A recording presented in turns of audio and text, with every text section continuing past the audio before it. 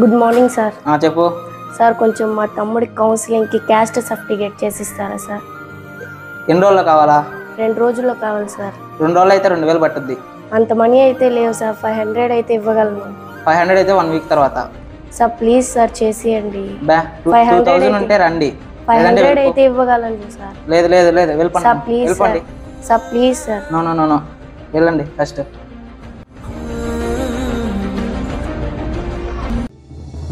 Students, మీకు police department గురించి తెలిసే ఉంటుంది. పోలీస్ డిపార్ట్మెంట్ మనకి ఏదైనా బయట జరిగినటువంటి నేరాలు ఘోరాలు ఏదైనా అన్వాంటెడ్ థింగ్స్ అవి జరిగినప్పుడు పోలీస్ స్టేషన్కి వెళ్ళి కంప్లైంట్ చేయాలనే విషయం మనందరికీ తెలుసు.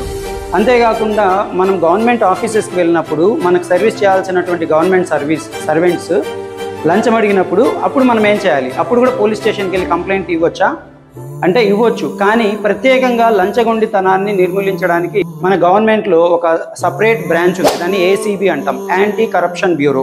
సో మీరు ఎవరైనా ఫ్యూచర్లో గవర్నమెంట్ ఆఫీస్కి వెళ్ళినప్పుడు ఎవరైనా ప్రభుత్వ అధికారి మీ దగ్గర లంచం అడిగినప్పుడు మీరు నేరుగా ఏసీబీని ఆశ్రయించవచ్చు. ఏసీబీ మీకు ఆ లంచగొండితనం నుంచి కాపాడుతుంది.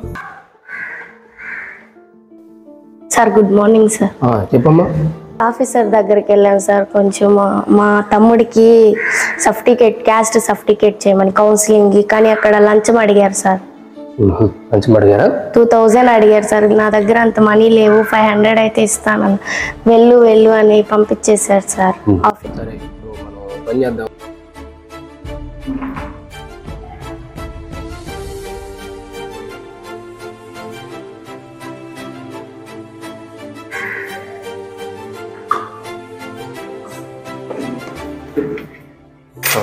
ఈ డబ్బు తీసుకుని వెళ్ళి ఆఫీసర్కి ఇవ్వు, నేను మీ వెనకాలే వస్తాను.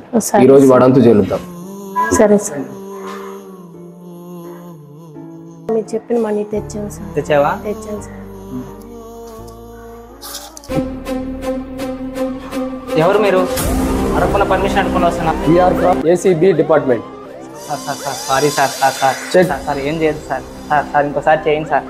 ఫస్ట్ అవన్నీ మళ్ళీ చూసుకున్న ఫార్మాలిటీస్ సార్ అని. సార్ ఏం సార్ ఇది?